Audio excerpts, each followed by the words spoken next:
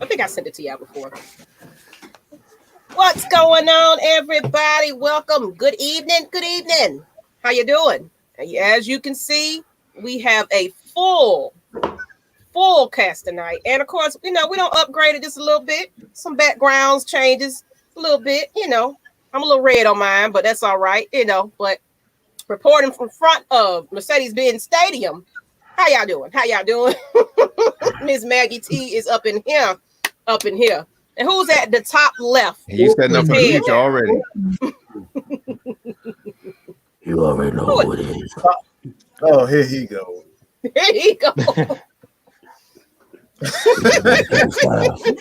What the problem is. Oh, I see some upset people. We got to talk about Julio Jones.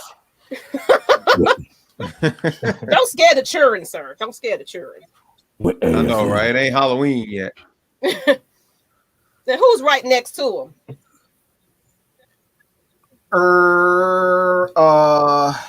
Some people may call me the biggest A-white there's ever been in Atlanta Falcons niche. I guess I'm the monster, the big bad wolf, the mad scientist. Hey man, I guess my name is Mad Mike today, if I'm allowed to be Mad Mike. All right, Mad Mike, who's next to him? Yo, it's Twisted Torch TV back again. What's up to all the AFN crew, everybody that's in the chat? We live. On to the next one. Let's get it. Who's below Kstlyz right there? Who is that? It's the Twitch God. It's been a minute that I've been on here, but what's up, y'all? How y'all doing? What's going on? And of course, right next to me. They call me the calm before the storm, aka Juju on that beat. Or as Kstlyz will say, Juju to the bank. That's Juju, right. Juju talk sports. What's up, everybody? Juju. All right. Well, we're gonna go ahead and get into the meat because we about tired of it. So we're gonna just jump right on in because that's what everybody want to hear us talk about. We didn't do a live last night. We did a video, but we already knew that everybody was gonna be on here waiting on our reaction. What's good? Let's go ahead and shout out some people in the chat before we even get to that. Let's go ahead. I see Jamil McCall. What's up, Atlanta Nation? Georgia Red Clay. Okay, Georgia. All right, Joseph Thornton. I see Michael Walker. Robbie White. What's going on, Robbie? Tony Wright. Asia, what's up, girl? Space Spear, how you doing? William Amy. DJ, how y'all doing? Speed Falcons for Life. It's a lot of y'all, so of course I can't get to everybody, but we'll get to you when we get there. But Kstlyz, can we see your face, please? Fuego. Let's go. How you doing, Tony? How you doing? What's good? What up, Tony? Fuego, give Fuego some love. What's good, Tony? Right? That's right. You sure they want to see my face? Yes, Kstlyz. Lord. Oh my God. All right. So let's get on it. What the banners say, y'all? Did we even put up anything? We probably didn't do a thing. Girl, stop being in producer mode live on the show. I thought we had banners, but anyway, it's about Julio Jones. How about that? I thought we had a little banner to be all fancy, but I guess not because y'all ain't prepared. So let's go. What y'all think about it? I'm gonna go. I want to go last because I have a lot to cover. I'm gonna be all over the place. I'm gonna be real. I'm gonna be for really real with everybody in here. I'm gonna be all over the place. Let's start here. Let's start here. I'm gonna start it out.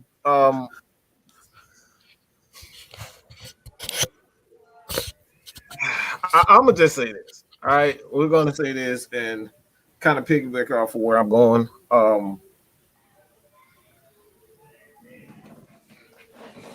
The first thing that I really want to talk about is one thing that have come out that I think a lot of people are a little bit in their feelings about, because it leads to a question for me personally, and I want everybody's thoughts on it. And this question is, why in the heck are you capping for Dan Quinn? Why are you, Julio Jones, are capping for Dan Quinn the way it is being reported? We're talking about, I mean, not even reported. We've seen what Julio said. Like, he's been behind Dan Quinn like no other. Like, he hasn't been behind Raheem Morris, Dirk Cutter. I don't think he's been behind Matt Ryan the way he's capped for Dan Quinn. And like, it's come out that Julio Jones, when the Falcons fired Dan Quinn, that's when the relationship went south. So why in the bloody, as my UK family may say, why in the bloody hell is Julio capping for Dan Quinn? So I guess we'll start with KSTYLZ and then we'll hit it twist. All right. I actually got a couple pictures for this, so people can understand what is going on here. Let me repeat. Tennessee got Julio Jones. Falcons get the 2022 second rounder and 2023 fourth rounder. But the key thing is the Tennessee Titans got all of his salary. What does that mean? That means the draft class can finally get paid. I'm just saying it like this. Okay, he go to Tennessee. He's ended up in the same exact situation he just got traded from. When you actually look at it. Now, you got some people out here that's going to say, well, the Falcons lost this deal and they look stupid. And we got Fox Sports 1 painting this narrative like Julio was the victim of this trade, and ESPN talking about, well, the Falcons are stupid. I'm going to let y'all motherfuckers know. Hold on. Since we're supposed to be professional, let me calm my tone. I'm going to let y'all know. I'm going to get a lot of flack for this. But I feel like the Atlanta Falcons actually won this trade. Why? Because now that puts us on the bottom of the totem pole as far as the media. They already had us below average to suck. And with Julio gone, we definitely below average to suck in their eyes, which takes a lot of the pressure off the team. Now all the other players have to step up. But me personally, I don't give two fucks. That way. That's all I gotta say. That way. You better do like Quavo and them do in them videos. Bitch, that way. All right, I'm done.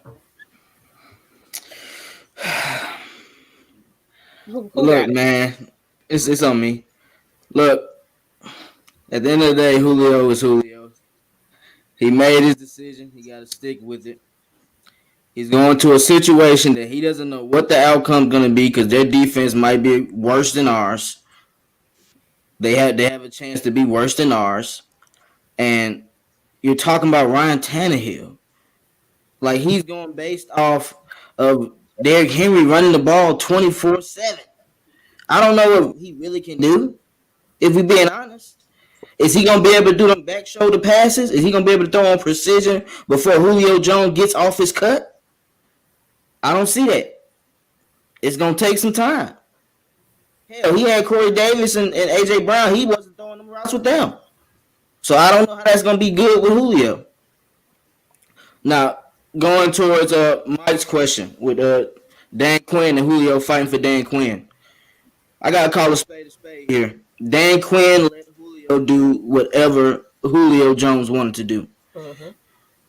The Falcons, at the end of the day, made sure certain situations with Julio didn't get out. If Julio didn't feel like practicing, he wasn't practicing. If Julio didn't feel like going to mini camp or OTAs, he didn't go. With Dan Quinn, he could do that. If he's not feeling like practicing, he could do that. No one shamed him as far as the fans, as far as the players. Everybody was cool with it. So that's one reason why with the Dan Quinn situation. This guy was a captain for us last year. We got to remember that. He was a captain. Right now, the way that situation played out, it don't look good to me personally. I understand the players are all shouting them out. That's one thing about Atlanta's organization. All the players here, like, we show love to the players that's gone. It's never no hatred, anything like that. They can feel a certain type of way, but they not going to say that. So he's going to a tough situation. Good luck to him. I went on my rant yesterday. I'm pretty much done with it based on how that situation went because he ain't finna say nothing to us, as you see. He got off the jet in blue already. In blue already, in smiles. Smiling. Limping. He was limping. He was limping with a check. He limping with a check. Ain't worried about nothing. He got exactly what he wanted. We really traded him to a place he wanted to go. You can't say nothing bad about us, man. You can't. Matt Ryan, he made his statement right after. Didn't second guess it or nothing. You saw how it looked. I know Julio's not gonna make no statement. Like my brother Michael Walker in the chat, he said Twister said we have talent. I did say that. We do got a lot of talent. I look forward to Matt Ryan spreading the ball around the field. And not having to focus on one player. Use your eyes, and he's good at that. So I'm not worried. And with Arthur Smith being the new offensive coordinator, he's going to help Matt Ryan's game just like Kyle Shanahan did. And Matt Ryan's going to also help his game because he knows people are already hunting for him.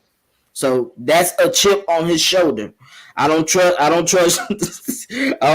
QB with a chip on their shoulder after getting disrespected by their fans, the city, and the outside media. I feel sorry for these defenses that got to face Matt Ryan this year. That's all I'm going to say. Who got it? I want me to go. Let's go to y'all not gonna... Go ahead. Yeah. So I'm going to answer Mike's question. He says, why is Julio Jones captain for Dan Quinn? And personally, I think the whole issue with Dan Quinn being let go, Julio feeling a certain type of way about it, Twisted hit the nail on the head. Dan Quinn was a player's coach. And I told on my channel, I said this numerous times after we made the Super Bowl. The worst thing that ever happened to the Falcons in 2016 was get into that Super Bowl when nobody expected us to. Because in Dan Quinn's eyes, he looked at those players as championship players. He know that the coaching is what failed that team and that they deserve to win that championship. And in his head, he could never see any fault in those players that was on that championship roster that made it to the Super Bowl. That was our biggest issue. Him and Thomas Dimitroff. Like, we talk about the players that got paid. Mike always talks about Robert Alford. We talk about the Trufant, Deion Jones, all of the guys that were on that was a part of that core unit that got paid after they lost that Super Bowl. And you guys know I hate the New England Patriots. But one thing I love about Bill Belichick, he wants you to get the job done. The Falcons didn't get the job done in 2016. We didn't win the Super Bowl. And one thing about Bill Belichick, he keeps his foot on his players' neck. Like, he doesn't fall in love with players. And that's what pissed off Tom Brady. And that's why Tom Brady left. All Bill Belichick cares about is production. And that's the difference between a coach like him and a coach like Dan Quinn, who's a player's coach. A lot of the times when you have a player's coach, they can see no wrong. Even when there's drop off in your game, they're not going to criticize you. How many times do we see after games, Dan Quinn say the same exact thing after every single game? We're going to get it right. We're going to do better. But you never seen him bench a player. You never seen him cut a player after a game. And that was the main issue. And that's why we said that the regime that we had, the last regime that we had, it created a soft mentality on the team. And I feel like that was the biggest issue with the Dan Quinn being let go and why Julio felt a certain type of way. Because Julio, in Dan Quinn's eyes, Julio could do no wrong. Even when he would, run two plays and then take himself out of the game. He could do no wrong in Dan Quinn's eyes. Guys like Rico Allen, who we love. He was a player that Dan Quinn loved because he's the one who switched Rico Allen from a practice player, a practice squad player, cornerback to a safety. In Dan Quinn's eyes, those players could do no wrong. Even when we could see drop off in Rico Allen's game, we've seen once that injury, he wasn't the same player. The same thing with a guy like Keanu Neal. Look at all of the players that went over to Dallas. That's just going to show proof of what I'm saying. KZ's coming off an injury. We don't know what Devontae Kazee is going to be next season. He's over there with Dan Quinn. We've seen drop off in Keanu Neal's game. Where is he? Over there in Dallas with Dan Quinn. Because in Dan Quinn's eyes, those guys could do no wrong. And I really feel like that's the biggest issue with Dan Quinn and being a player's coach. You can't, like, this is a business. How many times we say this is a business? We can't just deal out contracts because of what a player has done in the past. Yeah, this team got us to the Super Bowl. They didn't win it. At the end of the day, as much as we want to say we should have a championship, shoulda, woulda, coulda. If that was Bill Belichick, when they didn't get the job done, somebody was getting cut. I'm just being real with you. Devontae Freeman missed that block in that game. Oh, you ain't getting that big contract because you didn't get the job done when the pressure was on. For those players I'm just being real with you. If you don't get the job done, hey, Bill Belichick do not care. He don't get in his feelings. He's not falling in love. He's not inviting you over for Christmas and Thanksgiving. He can care less about all of that. He cares about winning championships. And that's what I see the biggest problem with the last regime. And that's what I love about Arthur Smith. He's coming in here and saying, we want people that's going to compete. I don't care about your title. I don't care how much money you make. Everybody's going to practice. Everybody's going to do it my way or what? There's the door. And for Julio Jones, he told, and Terry Fontenot did the same thing. He pointed to the door. There's the door. If you don't like how this ship is running and you don't want to flow in the direction of the team, there's the door. I don't care how good of a player you are. At the end of the day, I can replace that production. But we need players that's going to do it my way. Because when you don't do it, if you don't have that structure of do it my way or the highway, then players get out of line. We've seen it in Pittsburgh. That's exactly what happened with Antonio Brown. He started getting out of line. Yeah, I'm being real. When you start letting star players do what they want to do, some other players are looking up to that star player. Trust me, Calvin Ridley is looking up to Julio Jones. So if you see Julio saying, I'm not practicing today, eventually, once he get that big contract, he's going to say that, have that same mentality. And I'm going to leave it at that. Before we get to J-Rock, I need everybody in the chat right now. Everybody, we skipped over me. We need fire emojis, okay? Fire emojis. Everybody at fire, because Jude just blew this bitch all day. Everybody fire emojis right there. That right there, just absolute truth. All right, Miss Maggie, what you got? No, you went to what's the name? Go ahead. I'll go last. You sure? Crazy. Oh yeah, I'm fine. Okay. Since Mike already started the whole chat thing, I was getting ready to get this started too. It's been a while. I did tell myself that I wasn't gonna whip it out until the season started, but I'm gonna need everybody to put the jacket emoji in because I'm about to talk.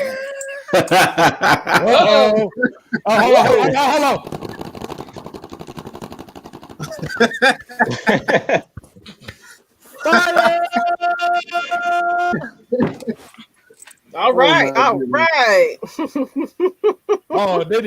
And then he took the jacket off and got off.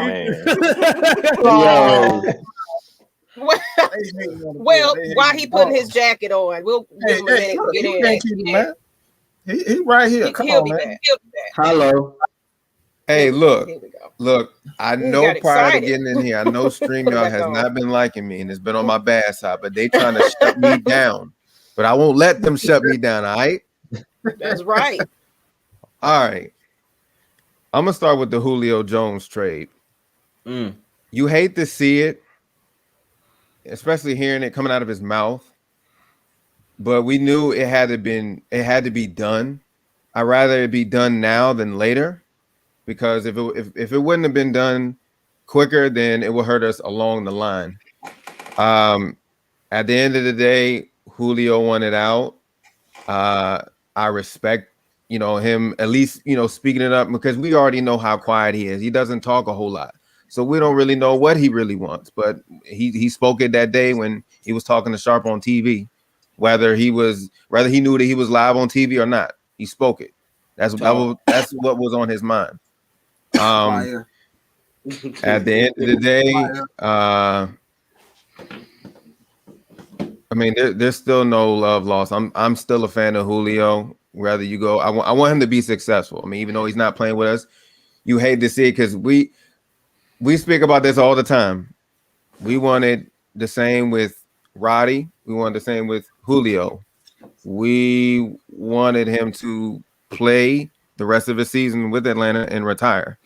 We don't want him to play for nobody else but Atlanta. Facts. So at the end of the day, he's still gonna, whatever he does in Tennessee, whether he fails or succeeds, at the end of the day, he's gonna be Atlanta Falcon Hall of Famer, regardless. He's not going to under no Tennessee, none of that, regardless. So, like I said, there's no love lost. Even though I bought that damn Julio Jones, that hoodie I bought, y'all know which one. I bought it like 2 months ago, man. And then it happens. It's life. That's all I gotta really say about that. I'm happy that he got to go somewhere. Maybe he wanted to go there or whatever. But let me talk about it for the team. Like, as far as I agree with KSTYLZ. We won the trade. If we're getting a second round, just to clear the cap, that's not a bad deal. So that's good. Other than that, I think we should be good. That's something that's already been taken care of now. That we can go ahead and sign the rookies and focus on.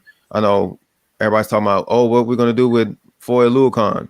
Shoot, now we got room to work on stuff like that. We got the money for it. We can actually look forward now. So I'm glad that's behind us now. I'm gonna start with this. This is something completely totally different. I've been seeing this all weekend. Prior to, matter of fact, at the same time of hearing Julio Jones is going to go somewhere else, I know a lot of people have been saying, Matt Ryan's not this and not that without Julio Jones. Atlanta's not going to be the same. I'm gonna drop some gems real quick for anybody new Atlanta Falcons fans, or whether you some OG Atlanta Falcons fans. Matt Ryan's been doing this for a long time. And I've always said, before there was a Julio Jones, there was a Roddy White. And his numbers never really changed. I want to say Matt Ryan's 4,000 yards each season probably started in 2011. Ever since then, he's never looked back. So he's been doing this for a while. And these two guys that I've named, Julio Jones and Roddy White, are our top, receiving leaders. So vice versa, you could say, Roddy White or Julio couldn't have done it without Matt Ryan, or, Matt Ryan couldn't have done it without Julio Jones or Roddy White. So at the end of the day, like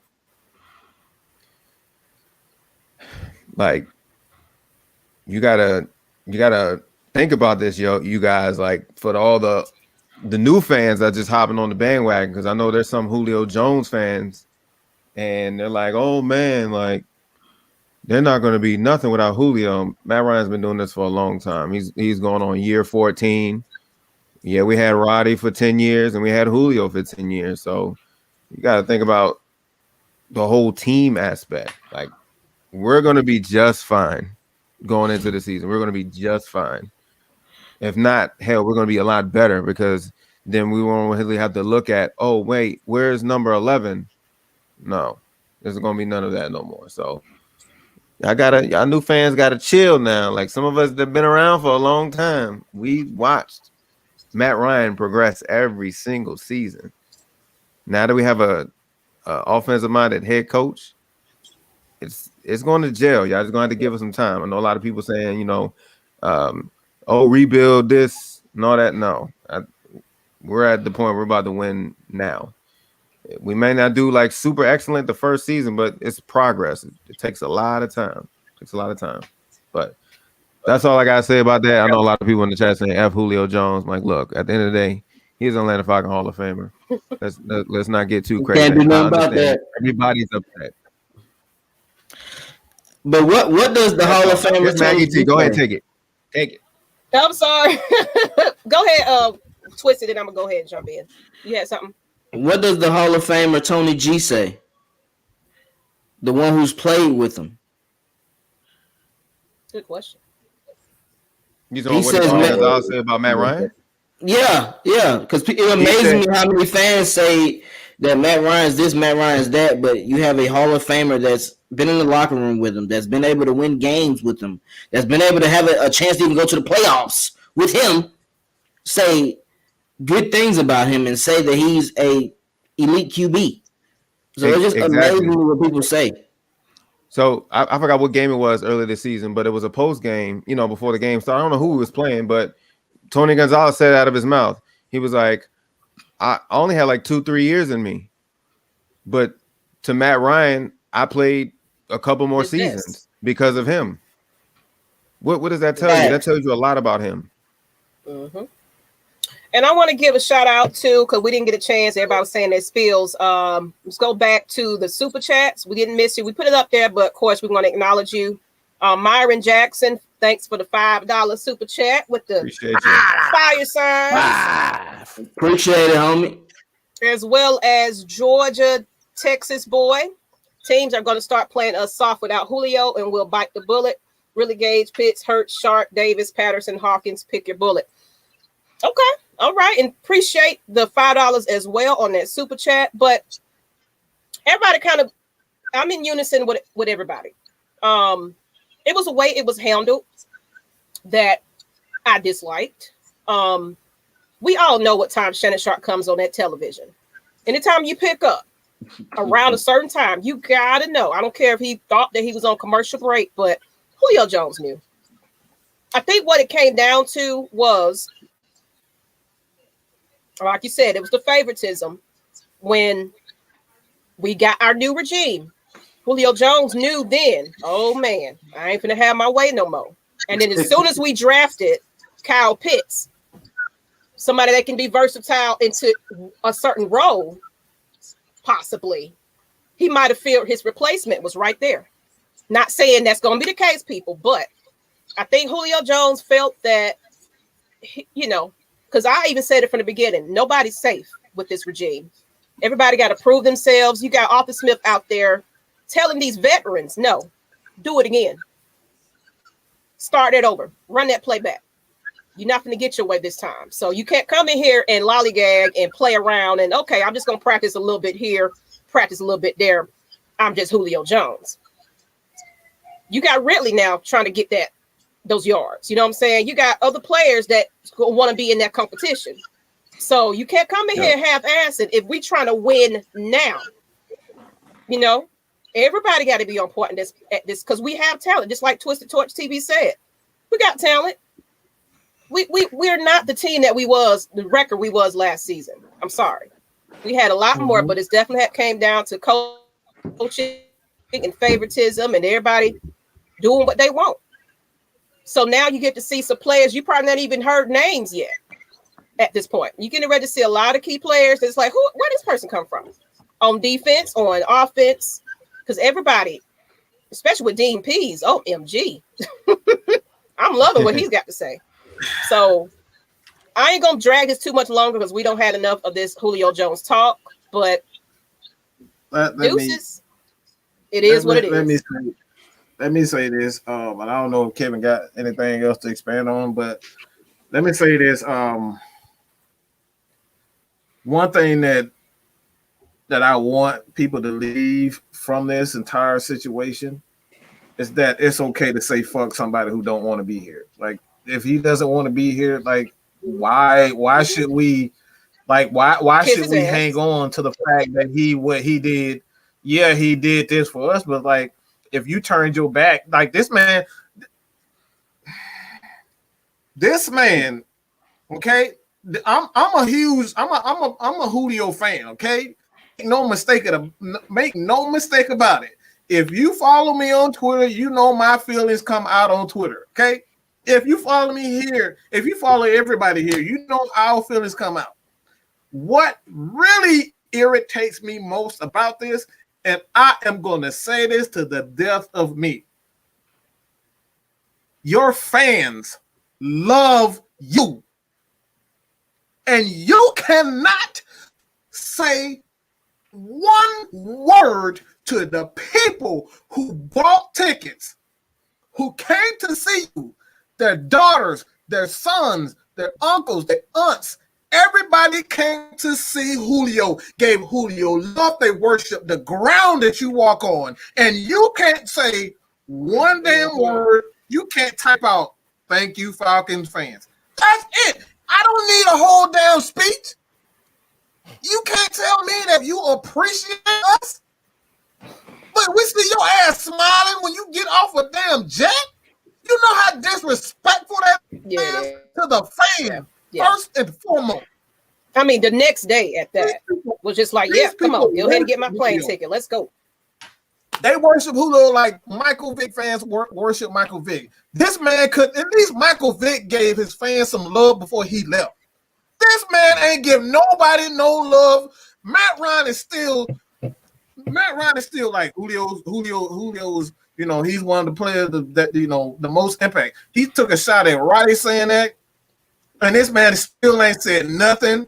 He ain't said nothing about Matt Ryan. He ain't said nothing about Arthur Blank.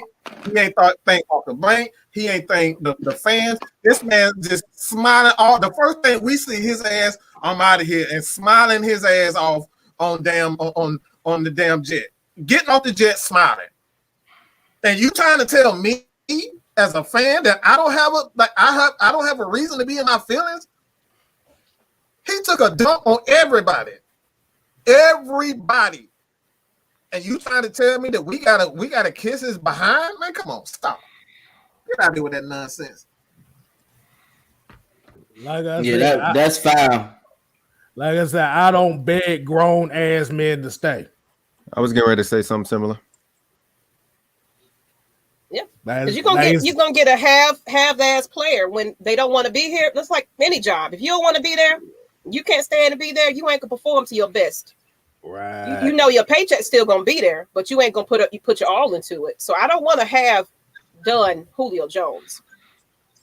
I ain't even gonna lie to you. The thing that has me kind of like knowing Julio was with some bullshit or BS. I'm sorry, BS. Terry Fontenot, Arthur Smith haven't made a statement either. It took Arthur Blank making a statement for us to actually know something. That's foul. Yeah. Then a statement comes out basically saying that Julio was avoiding contact with Arthur Smith and Terry Fontenot.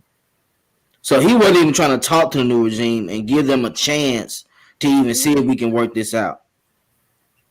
Like it's so much deeper than this, and the way he's been hiding, like especially on social media, because he hasn't done nothing really to let us know anything. And then you come out the next day, you trade it on the jet. That's when we see you. That's foul, man. That's tough, bro. Yeah. I got a question for everybody. We got to bite the bullet for that. Yeah. And I got something to add to that too. What Twister had to say. Go ahead, man. Oh, yeah, I can go ahead. We can go ahead and read this one. I was going to, ask the question after this. Well, I was saying what it was asking. I'm answering that question too. But what Twister was saying that Arthur Smith and Terry had nothing to say. I feel like they're still trying to process everything at this point. So they have to gather their thoughts and get everything together because, of course, our eyes will be on them and they want to know what they have to say. And for them to be a regime that is very hush-hush about some things, they're going to have to calculate their speeches and stuff so like that. We're going to get a conference. Trust and believe. They just don't want to do it last minute and be like, give them what we normally get. They really have to sit down and think about this. I think we're going to get something from them, sooner or later. But go ahead. Appreciate that, Maggie. Mm-hmm. It said, Mark Daniel, $9.99 super chat, going through a culture change with Smith first year will be tough, but the journey of 1,000 miles begins with a single step. That's right. That's right. We're not saying we are Super Bowl contenders at this point, but we have to start making those moves and get up out of these bad cap situations and bad contracts. We still got people on the damn debt. You know, we still paying people that ain't even here right about now. That's wild. Like, it's just ridiculous. That's wild. You're right. We got to get out of this situation so we can move on from it. Because remember, before all this process started, remember the main thing they said was we have to have a plan for the now, 5 years from now, and the future. Hey, the other one funny, bro. The awesome chat. Yeah, he funny. I like this on Mark Daniel though. This is a dope one. I like this though. You got the a next one funny. Titans fan. Yeah, that was a funny one. Chad Bagley, $4.99. Titans fan here. Future is bright for Falcons. Getting draft capital. Calvin Ridley and Arthur Smith is amazing. You know what? Thank you, sir. Thank you for giving us. Well, everybody, Kevin wanted to kind of give him an idea of what you're getting from Julio, like even the personalities, like what are the Tennessee Titans getting from Julio? Well, from what I heard, what the GM said was the main emphasis that they put on Julio is his blocking. So you're gonna hey, I'm just saying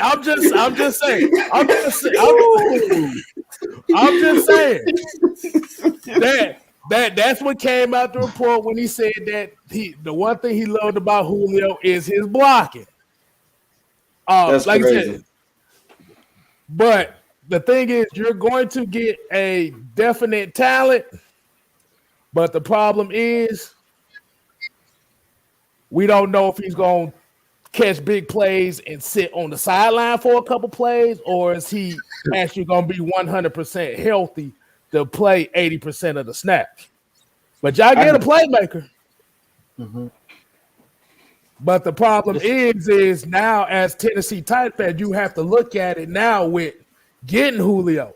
Is the coaching staff still going to stick with what got him there, or are they going to readjust their offense and make it more pass happy? Because like I said, when you get a superstar talent like Julio Jones, sometimes teams tend to go away from what that.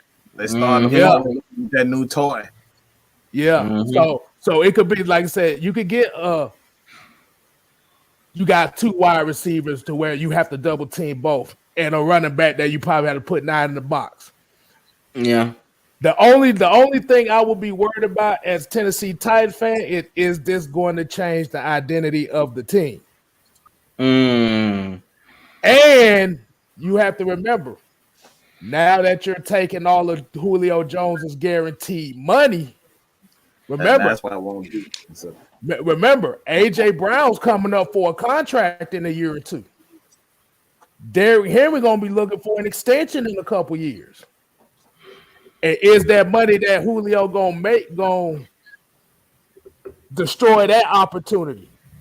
Because now we basically just switched cap situations from us being in the cap situation to now y'all got the cap situation. I was just going to say they got a hell of a cap now. They got a hell of a cap. So there you go. Thank you. Yeah, there you go. But the thing is, it's a win now move. But the problem is it doesn't make you 10 times better. Like people are already proclaiming Tennessee to be Super Bowl favorites this year. I like I said, that's the problem. You don't go too far with a move like that. And I want to get on this Quaden comment. Talking about we weren't talking about that when Julio Jones was here because we thought that Julio Jones wanted to be here. But when we find out that Julio Jones doesn't, it's next man up. Bye-bye. Hold on. This is the dude from the last show. This is the dude from the last show that was mad at us because we wasn't mad about Julio not wanting to be here. Thank you for coming back. We appreciate you coming back, homie. Yeah, I didn't catch him. But yes, our tune changed. Because Julio Jones just disappointed the whole entire Atlanta Falcons. He gone. He gone. Hold on, Miss Maggie. I'm gonna say this. My tune hasn't changed. I'm still singing the same tune. Hey, look, this is my thing with Julio going to Tennessee. You just made a lateral move. You say you want to win now. It was the same thing that JJ Watt did. I want to lead the Texans. I want to win now. You go to the Arizona Cardinals. And everybody everybody basically stated he capping. He wants that money. It's the same thing with Julio Jones. Exactly. This man wants a new contract. And what Kstlyz was just saying, I want to piggyback on. He's going to the Tennessee Titans. And I'm going to tell you right now, they're not changing their identity. Derrick Henry is the number one guy over there. That's Derrick Henry's team. It's not Ryan Tannehill's team. That's Derrick Henry's team. He just rushed for 2,000 yards. So Julio is going over there to be a wingman. Just like people criticize my man LeBron when he went over to South Beach, and that was Dwayne Wade's team, that he's going to Derrick Henry's team. So at the end of the day, they're not changing what they do. They're not changing their identity because their head coach is Mike Vrabel. Mike Vrabel believes in running the football. He believes in hard-nosed football. He played with the New England Patriots as a linebacker. So they're going to be a run-first team, which means Julio Jones' numbers are going to go down. So he's not going to get that contract that he's chasing. He wants another big contract, but he's not going to get it in Tennessee because they have to pay A.J. Brown. They have to continue to pay Derrick Henry, which means he's going to be blocking, as Kstlyz just mentioned. He's going to be doing a lot of blocking. He's not going to be catching a lot of passes. Ryan Tannehill is not the quarterback that Matt Ryan is. Go look at Ryan Tannehill's numbers. Matt Ryan religiously throws for over 4,000 yards. That's not Ryan Tannehill. Definitely. So he's basically going to a worse situation. They just gave him a lot of money too, Ryan Tannehill, over Derrick Henry, just to put that out there.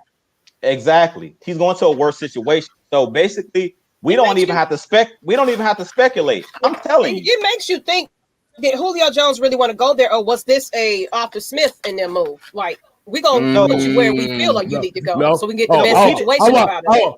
I want to say something on this. I think it was the AJ Brown DM message that made him want to go over there.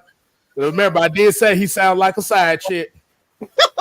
But Julio, he just want to be loved. Julio don't give a damn about no football right now. He just want to be loved. He want to be touched. But for real though, like I said, y'all going to get a good wide receiver. Now, let's see. Now Tannehill has to balance. Okay, I got to get him this ball. I got to give AJ Brown the ball. But I got this UPS truck behind me. That's gonna get the ball. That's tough. That's going to get the ball about 30 times. So, and then this is another thing that I see about how a lot of players like playing with each other. I know basketball is a little different because players tend to share, and then you ain't got that many people to deal with. Football is a different animal when it comes to people wanting to play with each other because egos really can handle all of that. Do you have a quarterback that can handle all those like strong person? Julio is not one of those guys you can push over and say, guess what?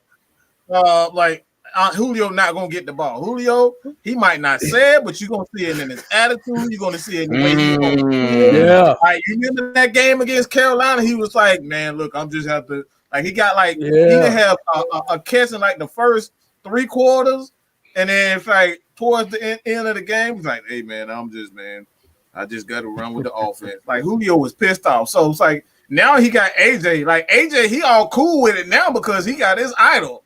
Like he got his idol. He got a guy that he patting his game at the but when he not getting those receptions and Derrick Henry is feeling it and he got like 200 yards in the first half. It's like you think those receivers gonna want to block all day? Hell no. Ain't no way in bloody hell they gonna want to block. Those receivers gonna want their money and they gonna want those targets. So all of this nonsense about you got this, but I'm not sure. I'm not certain that Tannehill has the mental fortitude to be able to handle those 3 dominant personalities. Because, like I said, if Julio Jones, if this dude ain't happy with being one of the greatest receivers of all time and playing with one of the greatest quarterbacks of all time, and he's always the center of everything that we do when we hire defensive coordinators, when we hire offensive coaches.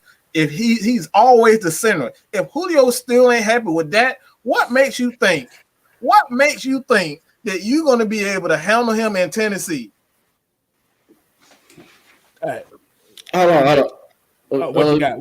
What you got? My only question is, how is he gonna get a lot of targets if he gonna be blocking and going out on plays? Like, what he gonna get like 5 targets a game? I just can't see that. That don't make sense to me. I don't know about that, man. That's how I know we won the trade, because I don't see how they gonna actually utilize Julio Jones like we did. And Titan Anderson, I'm gonna put my email in the chat. Email me if you want one of the guys on the show. Someone requesting y'all to be on the show, but let's get to this super chat before we get into some more. Christian Bramwell, Bucks fan from Tampa and lived in the A, love the Hawks and Magic. Who's the worst of these guys? Tannehill, Ryan, or Stafford? I'm gonna put my email in while y'all answering. And love the Hawks and Magic. Who's the worst of the guys? I guess I'm confused with why he put Stafford in the conversation. Look, I'm gonna answer for that $5. Hey, Tannehill the worst out of them guys, dog.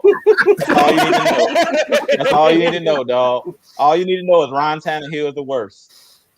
Period.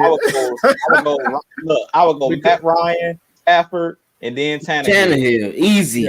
Yeah. Easy. Yeah. Just look at the stats. Follow the stats. As Mike always say, follow the money. Go look at their stats. Go look at their stat line. A lot of people sleep on Matthew Stafford, and a whole bunch of people sleep on Matt Ryan, who's a first ballot Hall of Famer at this point. Ryan Tannehill, he got a lot of work to do. He's not guaranteed to even sniff the Hall of Fame. Everybody's saying he's better than Matt Ryan. So let's go look at the stats, but we appreciate the $5 super chat. But easy, Matt Ryan, Stafford, Ryan Tannehill. Ryan Tannehill got huge shoes to fill, though. Now that he has Julio Jones, what a lot of people don't realize is how much pressure, and that's what Mike was just talking about. He's going to be under immense pressure, because when they put all of that talent around you, now you have to prove that you're worth the money. They gave Ryan Tannehill a new contract.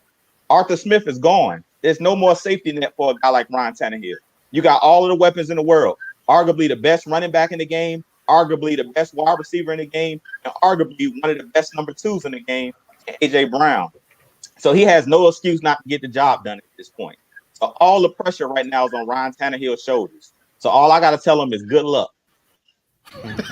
Good luck. People think they can beat Matt Ryan until they get that pressure, boy. We gonna see what he do this year. Let me see. And the issue that I'm looking at here too as well is who's going to be the tight ends on this team for Tennessee, because from what I'm looking at, the targets between the 2 wide receivers they had last year, they had 198 targets. But if you put in the tight ends that he was throwing to in the slot receivers and Derrick Henry, that's about 300. That's about 250 to 300 targets. Jonnu Smith is up in New England now. So Tannehill loves throwing down the middle of the field. That's what this Arthur Smith offense is to control the middle of the field. But what is that? What is Master Blaster? I like that name, Master Blaster. That sounds like a 90s cartoon. I love Julio, but if you don't want to be here, then see y'all. We're gonna be all right. Go Falcons. Yeah. Right. That's the thing. It's like what else can we do at this point? If you don't want to be here, he's gone. That's it. That's the end of that era. 10 years of your best years, but next man up at this point. Let's see who's got it. Damn, boy.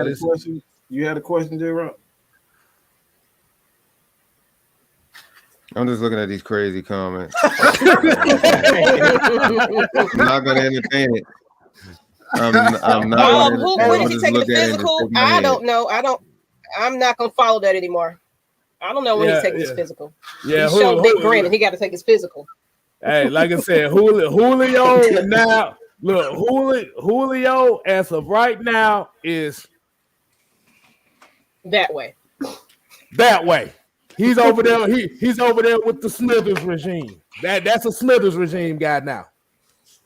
So we have to focus on the guys that we got here. And what I would say is only going to make this team better because now everybody has a chip on the shoulder because they feel like Julio Jones had betrayed them, had turned on them. And I'm about to ask y'all a question. When I said the GM said something about Julio's blocking, did that sound familiar to you? I'm gonna ask y'all. Did that sound? That sounds like Kyle Shanahan to me. Shanahan to Roddy White. Yeah.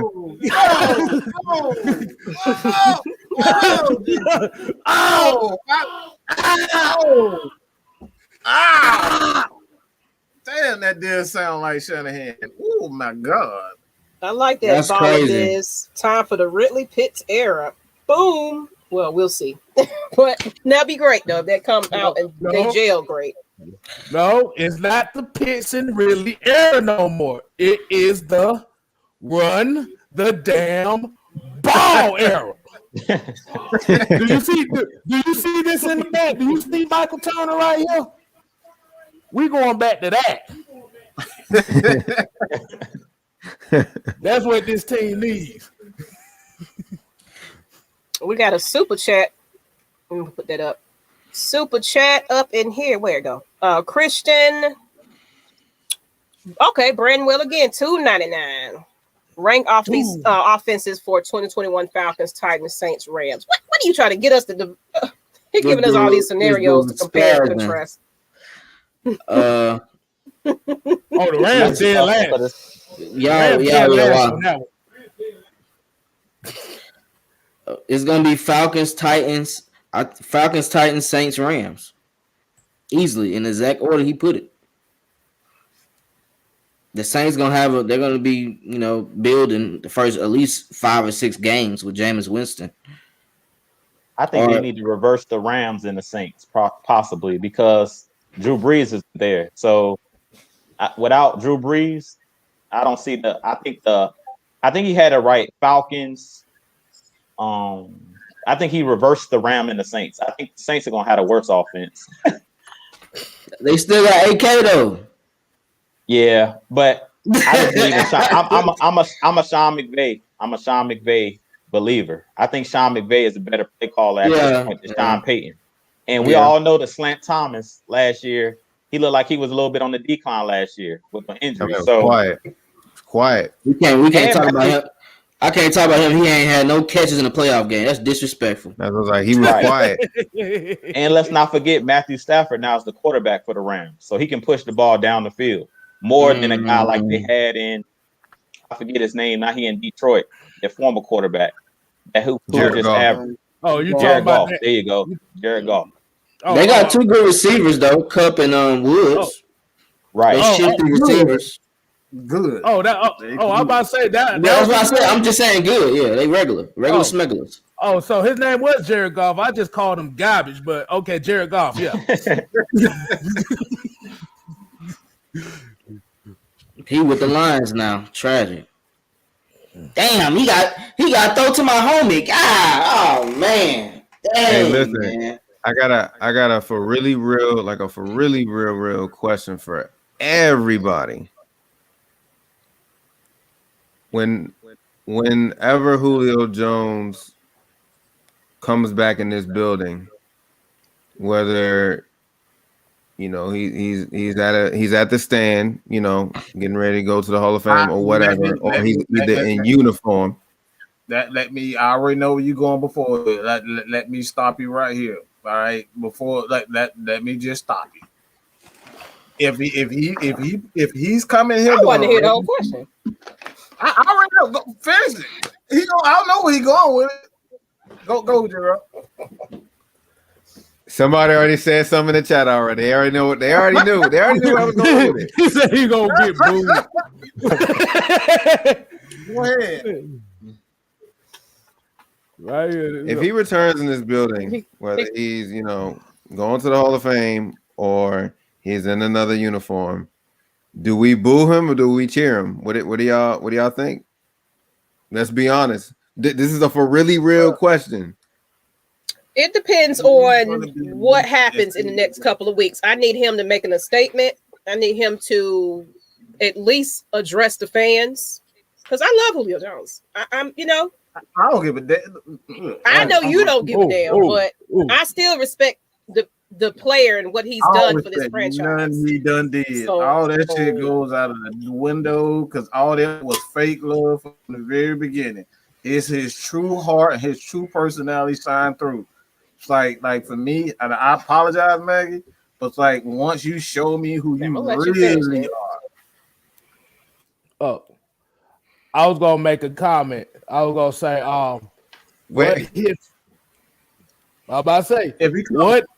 what if he doesn't retire and go to the Hall of Fame as a Falcon?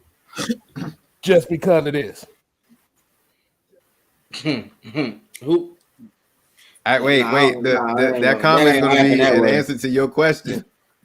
Somebody. Wait. Put it up. Put on that comment. What comment? I can't put it up right now. Which one? It's Zero Chill. He said, "Oh no, I'm out of there." To answer your question. Yeah. So I wouldn't say he's gonna be necessarily booed, but if you're talking about a situation to where if he's gonna look to retire or go to a Hall of Fame and he doesn't go in as a Falcon, then that's gonna be a whole story. Oh, that's gonna be a story right there for your ass. He come here preseason matchup week 1. He ain't gonna play. Yeah, I know. Yeah, he ain't gonna play. I wonder if he come though. I wonder if he show up. He won't be in the building for that. He ain't gonna be in the building. I think it depends on what we're doing as a Falcon because if we're winning, then people will be more inclined to forgive what he's done. Like if we're winning, we don't. You know what I'm saying? Like we're not missing him. We got KP and he's balling. It's like we have no reason to say anything negative about Julio if Ridley is doing this thing and KP doing this. Like that. I mean, it's pretty much similar to what how Roddy White like they felt the need to get rid of Roddy White at that time because we already had a Julio Jones to kind of lessen that blow. So like the organization was like, okay, this is the perfect time to get rid of Roddy. And that's the same thing for Julio Jones. Like if we're winning, if we're miserable and Matt Ryan just goes into this deep decline because of Julio and him going to Tennessee, then people gonna boo the living hell out of him. You know what I'm saying? I think people are gonna boo the living hell out of him. But if we're winning, people are not. They're not gonna care. They're not gonna care. I mean, I think it's gonna be mixed. I think it's just gonna be mixed reactions. Some people gonna show love. Some people gonna do the whole Vic split jersey thing. You know how a fan base get. So it's gonna be one of those situations. You're gonna be seeing a whole bunch of 11s, half and half, because I'm a Julio Jones fan. Let's get to this $5 super chat too. Noel Tyndall, preseason week 1 matchup. Remember, he ain't gonna show up. I don't think he's gonna be there. He ain't gonna be in no preseason. Like I said, he gonna be in Las Vegas. That man gonna be in Las Vegas. That man ain't coming here. That dude Julio Jones gonna be at Buckhead somewhere, hanging out with 2 Chainz. He ain't gonna be in that stadium, bro. He got another team that's finna kiss his behind. Right. Ain't nothing but a little bit of straightening. Let's just move on to our new talent, man. This is my last time talking about Julio Jones. This is the episode of this mess. No more of Julio Jones. Now if he do some kind of speech, I'll make a little small video about it. But other than that, we done. Let's move on. New regime, new players. We can sign our rookie class now. So let's go. Exactly. Hey, and my question is, my bad. My question is to some of the Falcon fans that are mad over the Julio thing. I wonder what the percentage of them gonna turn to Tennessee, because remember, ATL cleanse. That's what they're doing. They're cleansing all of the bullshit fans and energy. There's gonna be a whole bunch of people jumping ship to Tennessee. I already see it coming. Mm-hmm. I got a question for y'all too, though. Can y'all hear me? Mm-hmm. Oh, I'll go. Mike already discussed this. Me and him discussed this sadly, but I want to ask the rest of the panel. With Dean Pease being in the fold, do y'all see Deion Jones being a top 3 linebacker this year? He already top 3. I think I talked a little bit about it. He already top 3, man. He already top 3, man. Hey, look. The NFL is all about what have you done for me lately. In 2016, Twisted Torch talked about it, and you talked about it on your show, Twisted. In 2016, everybody was singing Deion Jones' praises. That's when Brian Urlacher came out and basically said he a bad mother, shut your mouth. That that dude, that Deion Jones is serious. Shut your mouth. And then after that, Devin White came out and everybody forgot about Deion Jones because we had 3 losing seasons. Everybody's like, what happened to Deion Jones? Deion Jones is still shutting down Christian McCaffrey. He's still shutting down Alvin Kamara. Last year, he led the team in sacks as a linebacker. Ain't nothing changed with a Deion Jones. Deion Jones is Deion Jones. It's just like Bobby Wagner. Even though the Seahawks defense suck now because there's no Legion of Boom, Bobby Wagner is Bobby Wagner. Same thing about Deion Jones. He a baller. So he's already top 3 because the league is based off of being able to cover. And Deion Jones is the best, the number 1 coverage linebacker in the game, hands down. He's the fastest linebacker in the game. Everybody want to talk about Devin White. Everybody want to talk about those Buccaneer linebackers. Our linebackers are better than the Buccaneers.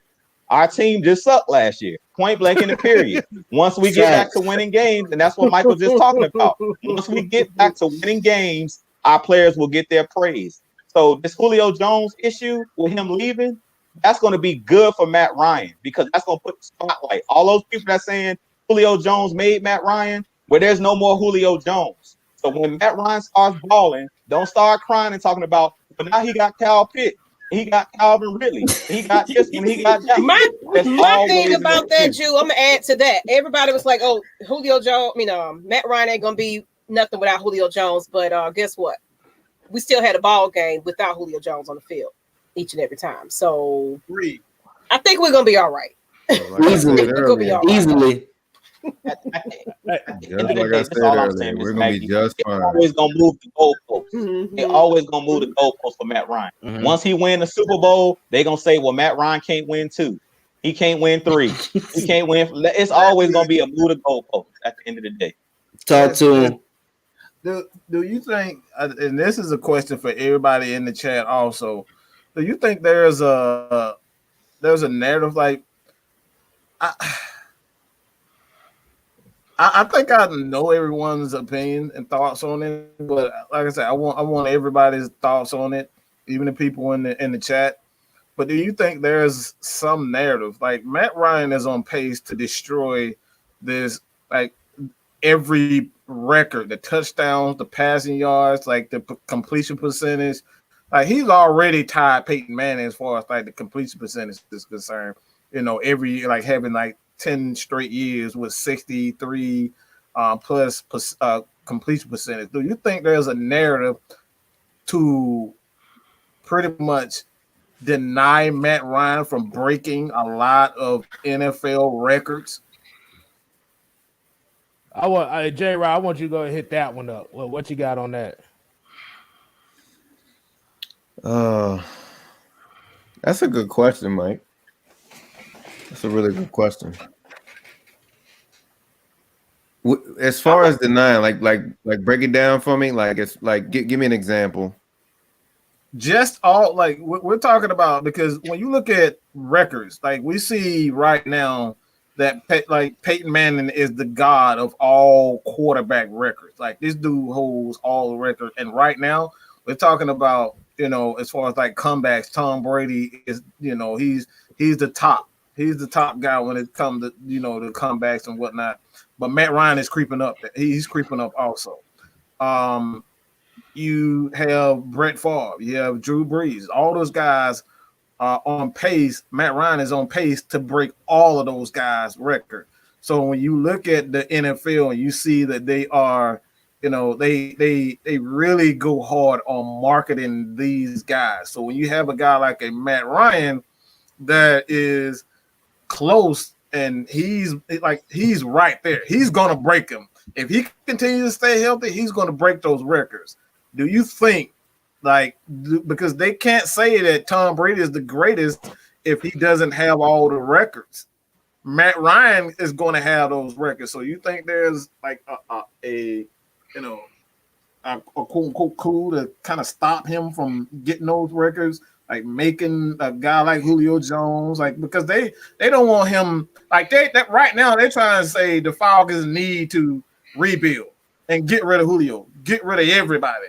Why are they going so hard to do that?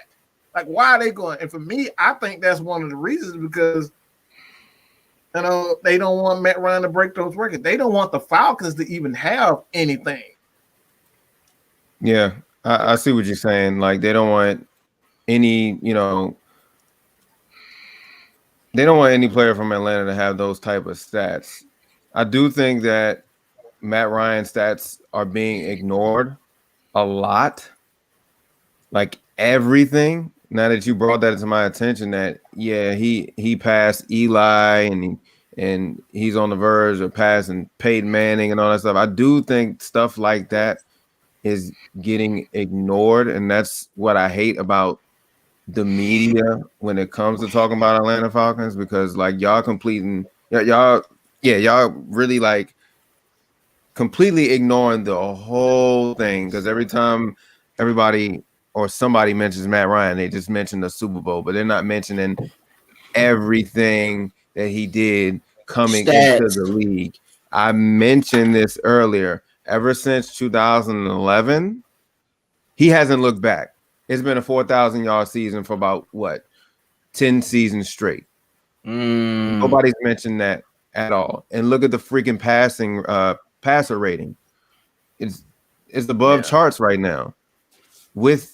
And he's doing this with lost seasons and without a defense. Without a defense. Hell, you can even throw in without an offensive line. His offensive line hasn't been the same since we lost Mud Duck and the rest. So you know what? I'm like, y'all can't do that to him. So he's just gonna prove people wrong, and the more stats he put up, it's gonna be. Just think about this. It's gonna be 10 years from now, right? Say this was a scenario, Matt Ryan retires. We all know, blah, blah, blah, blah, blah. Everybody gonna be talking about these new gen quarterbacks. It's 10 years from now. Everybody's gonna be talking about, I don't know, Zach Wilson did this and Trevor Lawrence did this. And somebody gonna pull out a book and they be like, oh, snap. Yeah. I know that Matt Ryan did this about a couple of years ago. Oh, he also did this in this year too. And then this year and this year and this year.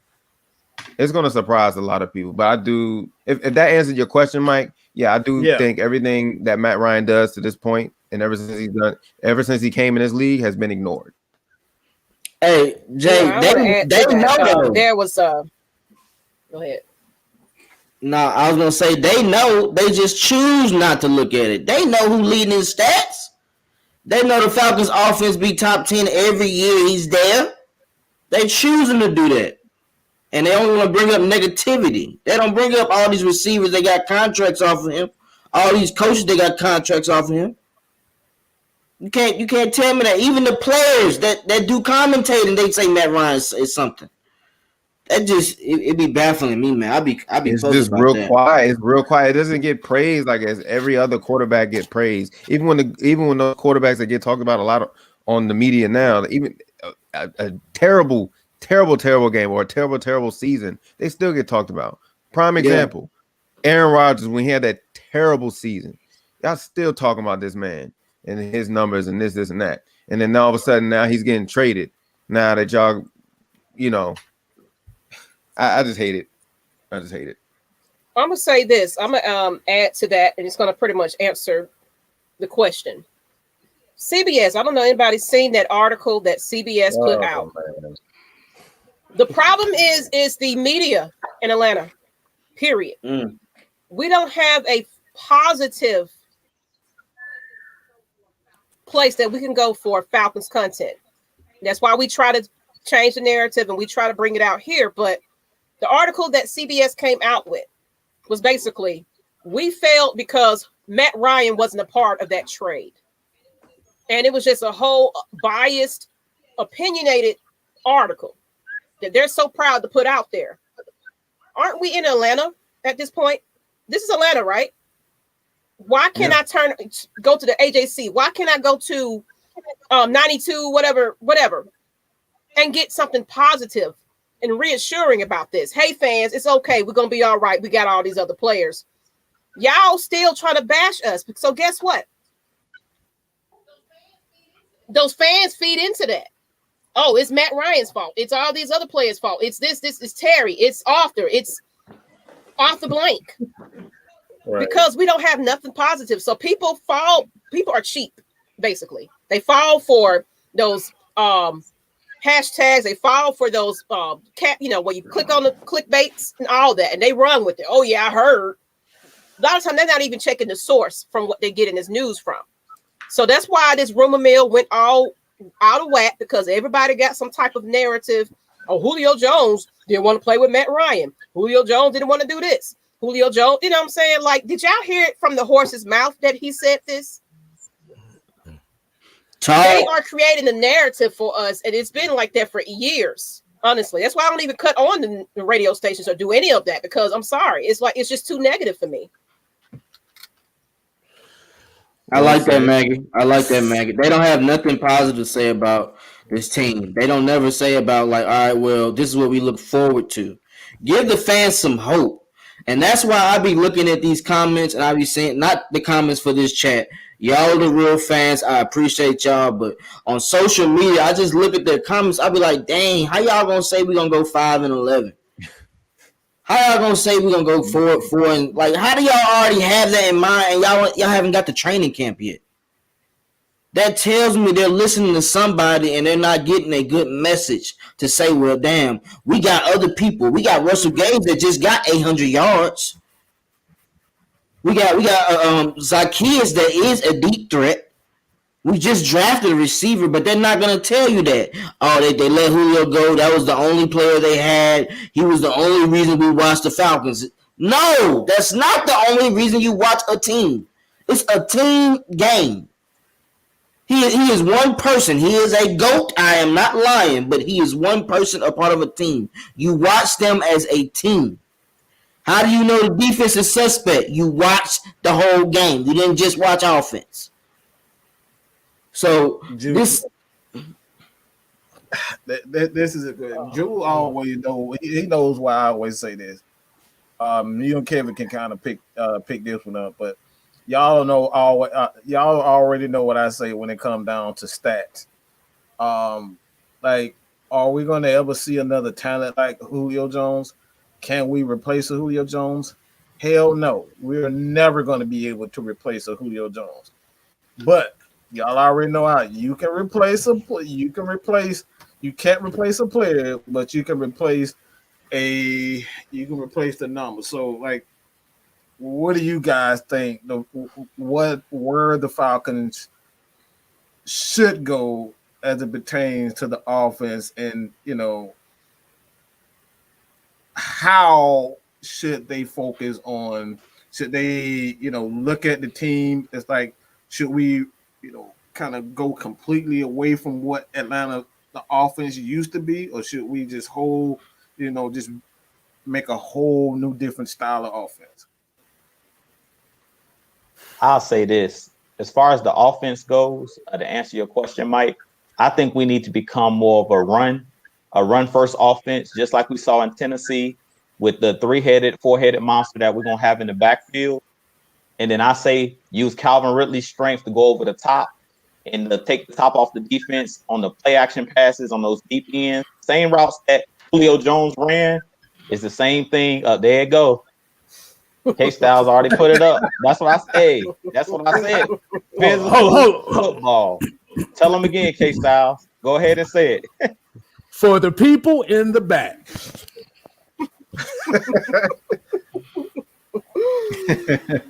Run the damn ball. There you go. That's it. You know what? Someone took our slogan. Did y'all see that? Yeah. Yeah, Someone said it. Oh, on another team. I didn't. Yeah, some Tennessee Titans guys. They took out some. No, it was the Cowboys. The Cowboys was like, yeah, that came out of nowhere. And I know I got plenty of Cowboys friends, and they ain't never said run the damn ball. And all of a sudden, we see it on their website that they saying run the damn ball. So if everybody knows, so if y'all go hashtag it, please put AFN in there. AFN run the damn ball. We need a patent that. Damn ball.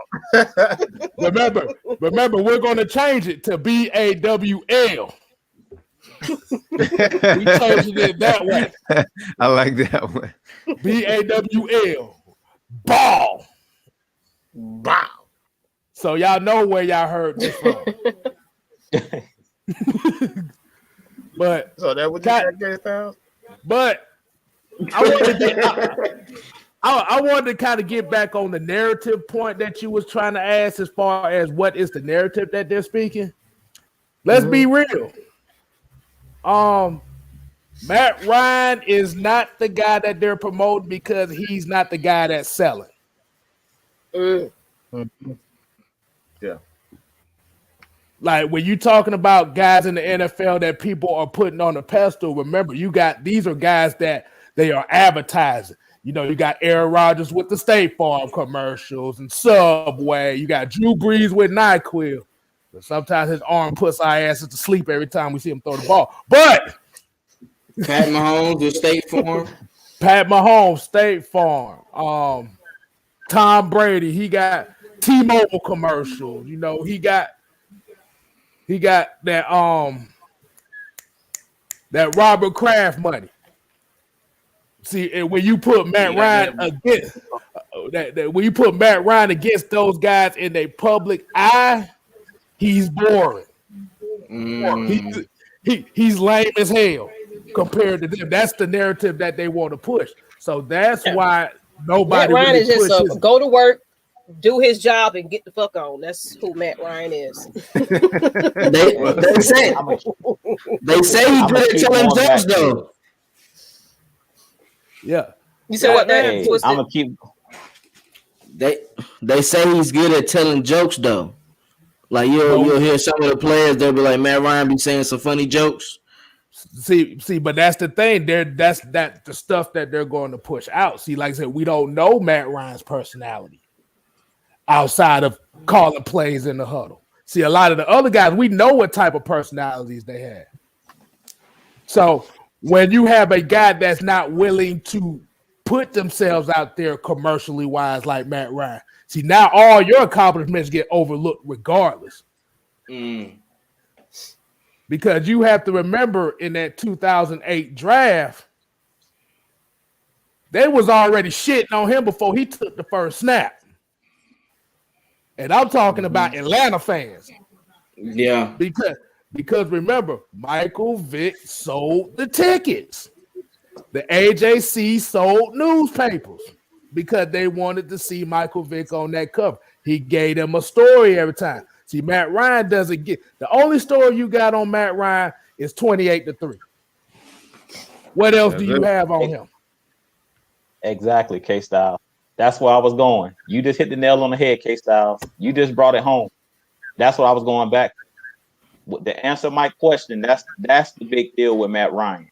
We put too much weight on winning Super Bowls. That's my biggest issue with the NFL. That's my biggest issue with the fan base. And I thought that's where Mike was going when he said, you already know. I thought he was going to talk about, we always say, and Mike always say this, you go check his videos out, Mad Mike Sports, hit that subscribe button. He always talks about winning Super Bowl takes a team. It's not one man.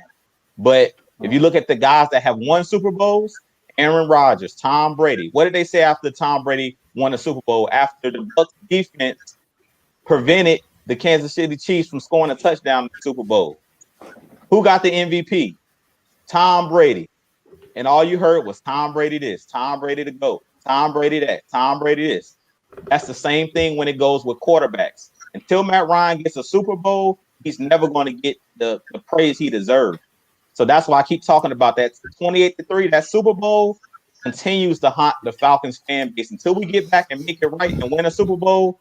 Matt Ryan's always going to be criticized because he doesn't have that illustrious championship. You see how many NFC championships Aaron Rodgers then lost. This man ain't been back to the Super Bowl since he won one. And when was that? That was over a decade ago that Aaron Rodgers won a Super Bowl. But he doesn't get criticized. Yeah, but he doesn't get criticized as not being clutch. He doesn't get criticized. It's always somebody else's fault. When Aaron Rodgers loses in the playoffs, what do they say? He doesn't have enough around him. It's never Aaron Rodgers didn't do it. He didn't. It's the defense fault. Exactly. It's always somebody else's fault. So until Matt Ryan gets that Super Bowl, I really don't think that the media is ever going to pay their respects. As we always talk about, once a team win a championship, you never can take that from them. And that's why I was so pissed off with Kyle Shanahan in 2016 for blowing that Super Bowl. Because if the Falcons would have got that Super Bowl, you can never take that away from us. You can never take that away from a guy like Matt Ryan. And another thing you can't take away, and that's why me and Mad Mike, when we here at AFN, we always bring it up, is his stats. All of you hear from the haters when it comes to Matt Ryan is Stat Ryan.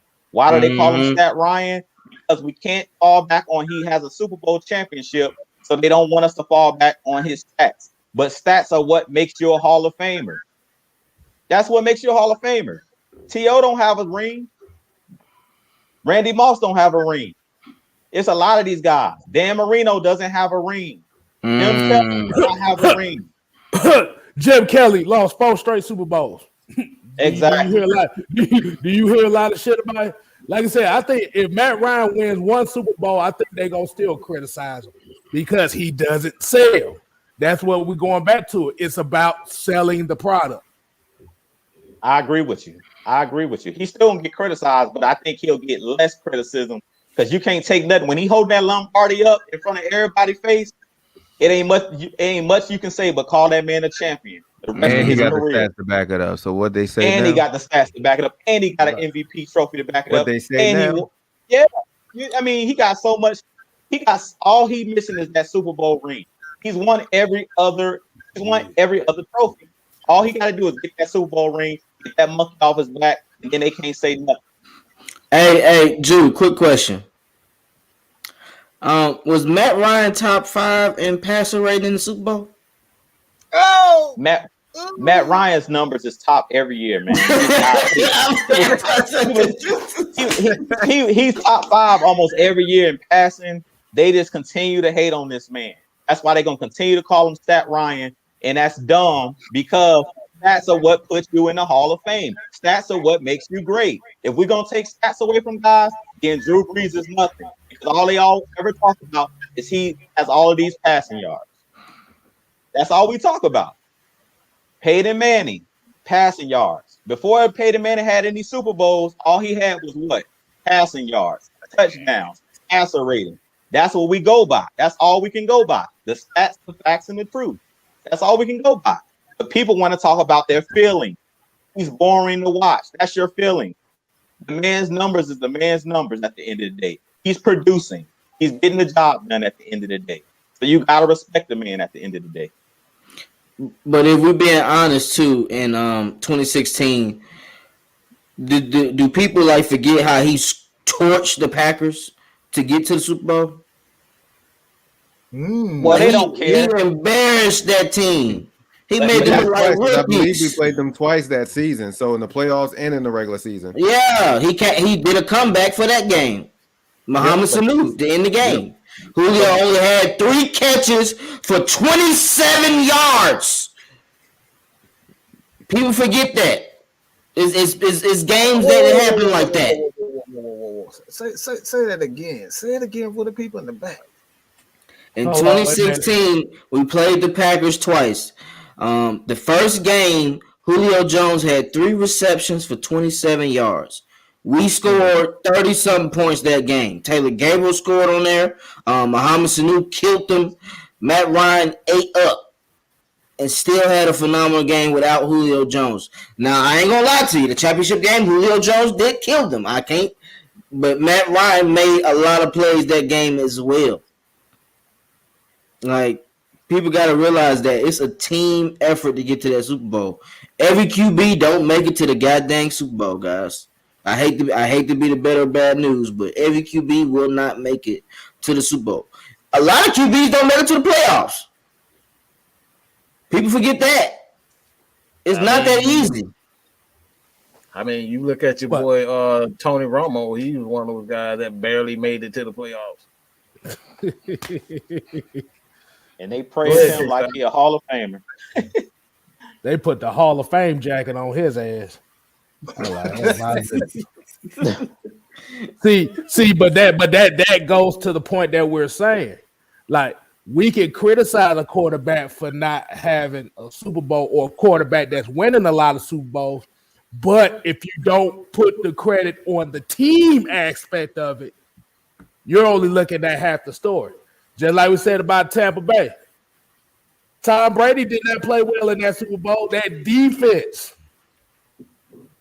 Let me read it for the people in the back. Man, that shit was like the Goodyear blimp, them football, them damn balls he was throwing up in the damn air. Man, that shit was floating for 15 years. And even the game before that to get there, he threw 3 picks versus the Packers. In the second half, of the game, he was choking the game away, and ain't nobody had nothing to say about it because they won. And that's the problem with a lot of the fans. All they care about is the end result. They don't care how you play. When we talk about, well, how did Matt Ryan play in the Super Bowl, they can care less if he threw for 1,000 yards in that game. All they gonna come down to is, well, did he win? Well, did he win? That's all they gonna say. Or somebody here said he freezes up when it counts. Fuck them stats. Let me say something to you, bro. You right. He doesn't have the Super Bowl. But you do realize the Super Bowl is one game, right? I mean, Nick Foles won the Super Bowl MVP, for God's sake. How do you freeze up when your team literally gave up 27 points in a quarter? Like, and that was his first Super Bowl, and he damn near played phenomenal. Just imagine if he actually won the Super Bowl. That was his first Super Bowl. For him to actually do that over Tom Brady, you outplayed Tom Brady in the Super Bowl. You outplayed your first Super Bowl. Okay. That man had one good quarter. Yeah. Hold on, wait. Let me say this. Hold on, Kstlyz. Hold on. Let's get this out first. All right. I want to debunk the narrative that he choked in the second half of the ball. All right. This is going to debunk the idea that he did not get the job done. When you look at the second half of that game, the Falcons only had possessed the ball, I believe it was 3 or 4 times the entire fourth quarter. They controlled the clock the entire fourth quarter. Okay? Go back and watch the game. He did not have an opportunity to choke it away. So the idea that he didn't score, you got to have the dang on ball. Hold on. Let me say something just to help that debunk. Because remember, we did a show like this a couple weeks ago, and I rewatched that whole entire Super Bowl. I'm gonna ask a lot of the Falcons fans. Have y'all really went back and watched that Super Bowl? No. No. I'm waiting to see. I get some yeses or nos in the comment section. Yes or no? Have y'all actually went back and watched that Super Bowl? They haven't. I'm waiting. I'm waiting on them. Okay, so I did it on the show last time. If you looked at the Falcons' last 3 possessions, two of those possessions was in field goal range. What happened in those possessions? I'm gonna ask people that. What happened in those possessions? They don't want to know. They don't want to know. They don't want to know. You're talking to some new Falcons fans and some old ones, so it's gonna be a little slow. No. Somebody gonna say, but we still lost. That's all they care about. We lost the game. No. But like I said, this is what I'm saying though. I want y'all to do some homework. I want y'all to go look at the last 3-4 possessions of that Super Bowl. Because I spent a whole weekend looking at this. You had out of those 3 possessions, let me count them, 3 possessions. 2 of them was in field goal range. They lost field position because of penalties. That's one thing. Devontae Freeman missed a block on another one. Touchdown. Which was That was a touchdown. So you could say he got sacked, but even when he got sacked, they were still in field goal range. How they get there? You gotta look how they get there. Because like you said, even if he got sacked in the Super Bowl, they were still in field goal range. But what happened when they were right there? Those holding calls, the false starts, knocked them out of field goal range. And you gotta remember, when you're put in a 3rd and 20 situation, the defense already know what you're going to do. The other aspect you need to look at is James White caught 15 passes. That's a Super Bowl record for receptions in the Super Bowl. James White caught 15 passes. What does that tell you? Dump off the whole game. They dinked and dumped the Falcons in the second half. So everybody can put it all on Matt Ryan, but at the end of the day, you have to look at the whole totality. See, the reason they don't want to look at the whole totality because it goes against their narrative of, I want Matt Ryan out here so badly. That's the narrative. That's the narrative of the AJCs. That's the narrative of Fox Sports. That's the narrative of certain guys that be doing here, like you said, the D. Orlando Ledbetters. You got certain guys like Terrence Moore and all them folks like that. They don't want Matt Ryan here in Atlanta for any reason, because Michael Vick is what they want. Now, people talking about I'm gonna be traumatized if I go back and watch the game. Hey, I sat through a whole weekend and watched it twice. I'm fine. I was drunk as hell, but I was fine. But that goes on to what we were saying. That's what goes on. The narrative that Matt Ryan choked it away. You can't choke anything away if you don't have the opportunity.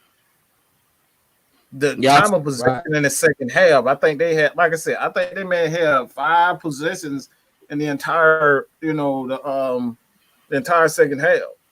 Maybe 5 possessions. Yeah. They had 4 possessions. About 4 possessions in the second half. And that tells you everything. That tells you everything. That tells you everything that you need to know. The fact that he blew the game, like how you got to have opportunities to be able to blow a game. You know what I'm saying? And like I said, that's where it all come down to, man. We got to stop with these narratives, and it's up to platforms like this to teach and tell people these things that they may not know, because we got guys and the D. Orlando Ledbetters and a lot of the content creators, not just him, not to point him out, single him out. Like, it's just like I said, people are not informed. They feel as though that Matt Ryan just did it, and they don't have nobody puts the information out that say, look, the Falcons only had the ball 2-3 times in the fourth quarter. That's it. Right. That's not enough to get anything going. And then, like you said, we had the ball in scoring position, and we decided we wanted to damn pass the ball. You feel me? Yep. What you got, Rod? Rod look like he depressed over there, boy. I was going to answer your question about, what do you think, the new regime would be? I think Arthur Smith and them already got it figured out.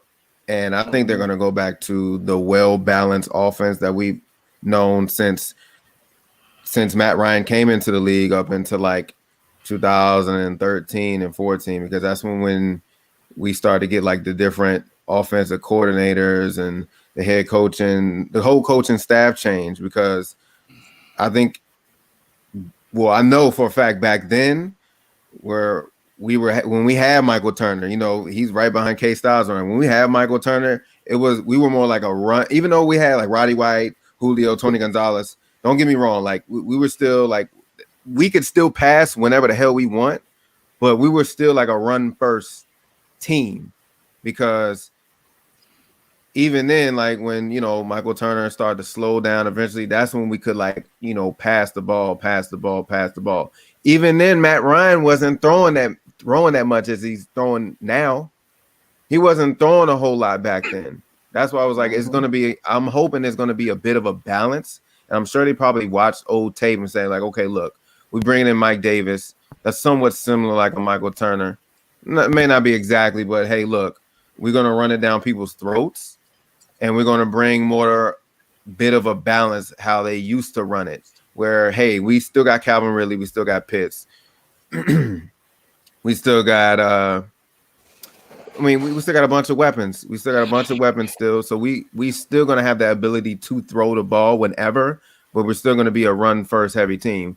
I think the main objective what they're trying to do as far as keeping Matt Ryan, you know, longevity, because I still think he has plenty more years to play.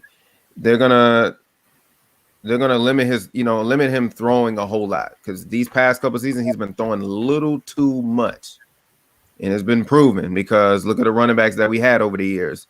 When Devontae Freeman started to slow down, guess what he had to do? We had to throw that ball, keep throwing it. Guess who we had before that? Steven Jackson, another burnt out running back from the Rams.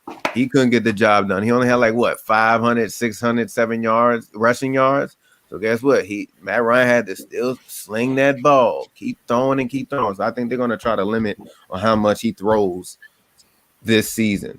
I think that's what they're really going to try to work on, because that should be a goal, because he shouldn't be throwing as much as he should be throwing, especially when we're in big leads as we've been in the past, you know, couple seasons. And then all of a sudden we're blowing leads and he's still got to throw the ball just to, you know, keep up. You know what I'm saying? Like it's a whole lot on him. And it's wearing down on that arm. So, you know, we got to go back to that balance. We got to go back to that 2008, 2012 memo and just run the ball and have him throw a lot less. It's stats. Go, like I said, we always talk about his stats. Go look it up.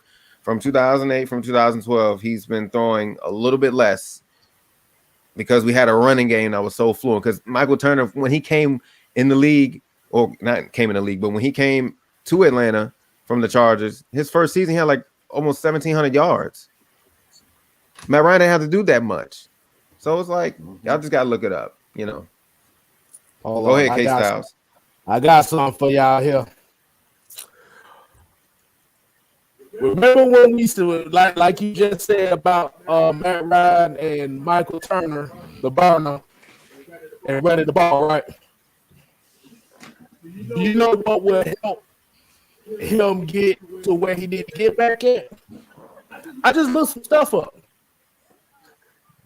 Did you know in them playoff years, the tight ends and the running backs have averaged in each of those years almost 125 receptions for 1,230 yards?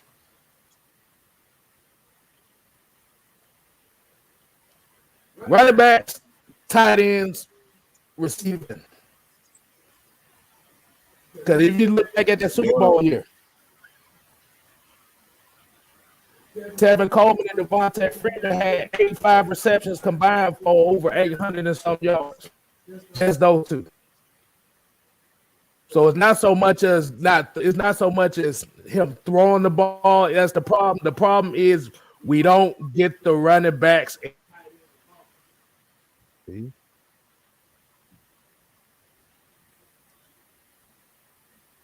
Yeah, you just don't get the running. Okay, we back. Yeah, you're good. Okay. And to the real zero chill, I hear him talking about his Panthers. We still whooping that ass this year anyway. So don't think we ain't seen that. But go ahead. I did want to make that point right quick. No, you're right. That's all I gotta say about that. I don't know if GGG just posted Matt Ryan's record, but it says 116 wins, 74 losses. I don't know if that's Matt Ryan's stats. I don't know what stat that is, but I think when I was talking about Matt Ryan and all that, I think that's what he was referring to.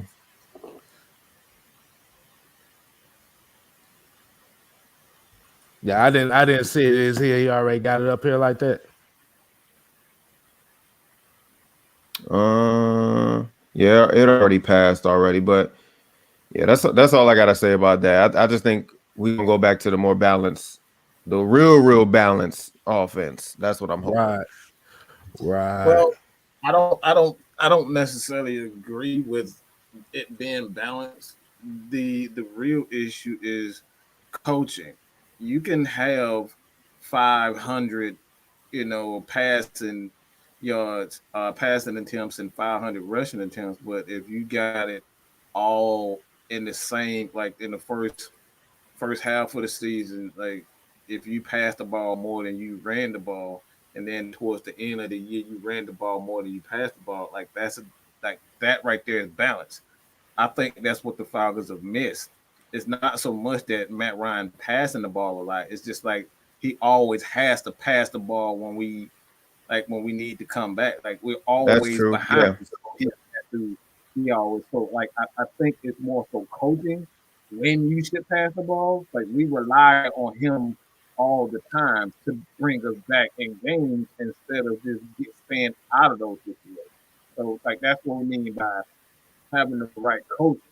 Because like under Dirk Cutter, when we down, Matt Ryan has to, and we're down most of the time, so he has to throw the ball a lot more. So I think it's more so, having, that creativity.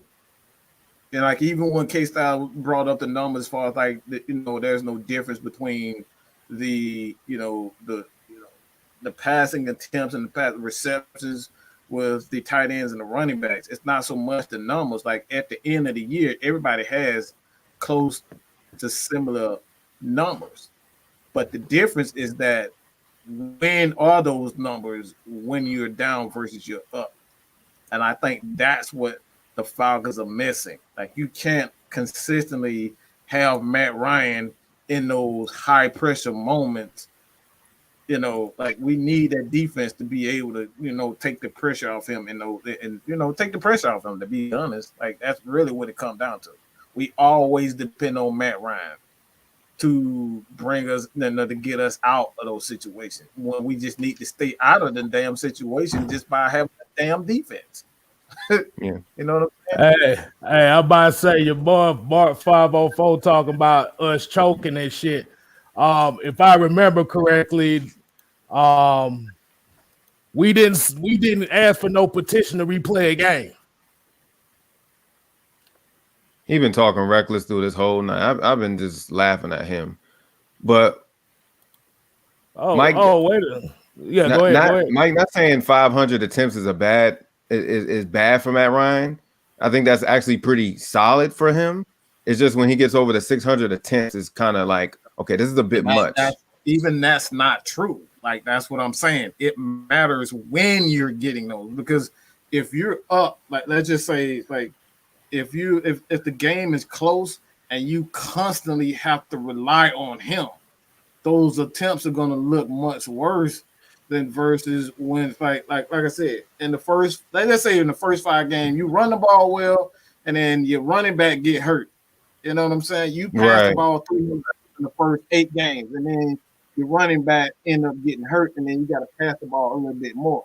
You know what I'm saying? Versus you got 600, 900 attempts in the entire season. So like it matters when when you're able to pass the ball versus having those complete numbers. Like that's why I say numbers can lie, you got to look at when you're getting. That's what the coaching comes in their hand because. Yep, I was getting ready. Yep, that'd be coaching too because it's like at times you don't really need the freaking passes. You could just run it. Exactly. That's exactly what I'm getting. That's exactly because we've seen Matt Ryan like we up like 2-3 scores in the fourth quarter, and then we like wondering why the hell is that brother not handing the ball off to why all of a sudden not in the game right now? Like he's not even in the damn game. You got running backs and you started passing the damn ball. Like those are the things we're talking about coaching and being able to use, guys like Dejan not like why Dejan not in certain situations where he's shown that he's a good run defender. And then we have run defense situations and you don't have the guys. So it's coaching in those moments that matters. What gets these players, get the most out of these players. So that's what we mean by that. So numbers can't lie. Okay, numbers can't lie. Right. Elementary football, situational awareness. We continuously talk about that year in and year out. That's the reason we won 4 games last year. Because all of them games, mainly we lost early in the season against the Bears, against the Lions, where we scored a touchdown and lost the game, where we could have kneeled and kicked the field goal to win the game. Situational awareness. Not picking up the football on onside kicks, not knowing that you can touch the football. It's a live football. That's coaching. That's not players. That's not on the players. And we continuously talk about this year in and year out. And that's why I say this is going to be a playoff team this year. This Falcons team in year 1 under Arthur Smith, and you heard Drew say it first, and you guys can write it down, keep the receipts. I said it. This Falcons team will be a playoff team in year 1. And the reason I say that, unless Matt Ryan, knock on wood, go down with a serious injury, because there is a caveat with what I'm saying. But if Matt Ryan is the starting quarterback for 16 games, he's upright. And as long as Arthur Smith don't do a Bobby Petrino and leave in the middle of the night, we're going to be in the playoffs this year. Right. Mark it down. I said we're going to be at least a wild card team because we're not going to lose those 8 games that we lost last season, as Kstlyz talked about, for 1 possession game. We're going to win those games. What y'all were talking about, throwing the ball when you should be running the clock out because we have the lead. All of those games we lost last year, mainly we had the lead. In the Super Bowl, we had a 28-3 lead. We had a 99.9 chance to win the game. It's funny now. Yeah, the reason we lost the game is because we didn't hand the ball. We could have literally kneeled the ball, punted. Kneeled the ball. And how many games we could have done that, honestly, and turn those losses to wins? We could have literally did that in the Super Bowl and won the game. What ended up happening? Freeman misses. We should have been running the ball anyway, but Freeman running play action, runs out for a pass instead of blocking. What happened? Zeus Hightower, strip sack fumble. They get the ball on like our 20 or 30 yard line in scoring range where you could have drained more clock. All you had to do, run the ball, punt it, continue to make them go 80, 70 plus yards. It wasn't enough time for them to come back. We lost that game because of coaching, not understanding clock management, situational awareness, point blank in the period.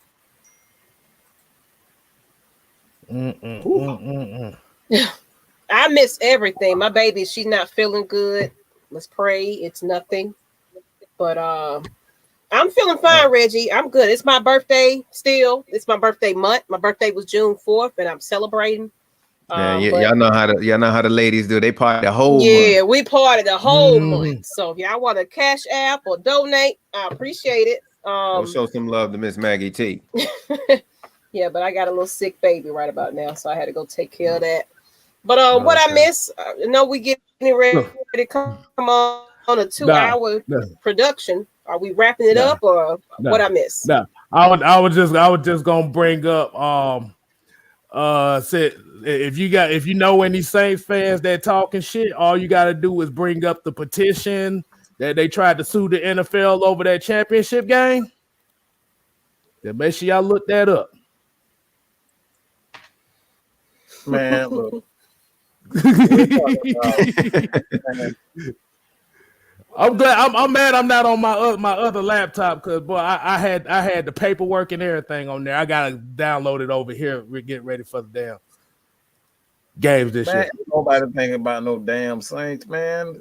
No, I just I'm just trying to get your boy Marco 5, Maggie's crushes in here talking shit. Well, he gonna calm Still down no a little more. bit because she back on the screen now because he was acting the fool. Since you've been gone, he been acting the fool. Oh yeah. He talking about sit your father. Boy, motherfucker, you couldn't even count the 10 cent, motherfucker. You gotta get your ass on somewhere.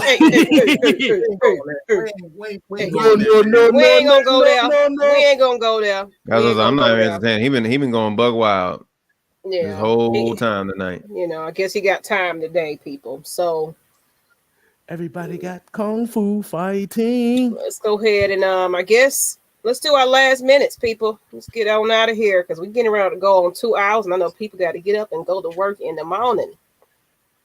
But this is the last of that Julio Jones talk, though. Like, I'm done. I'm tired of it. Which for me it is. You can continue. He ain't Atlanta Falcons no more. So what's the point of talking about him? They still gonna bring it up. Oh yeah, but it's finally over. It's over. Now he can go to Tennessee and hide in the mountains. Okay, but hey, man, I guess we'll just get into the last takes for everybody. Kstyle, you want to go, bro?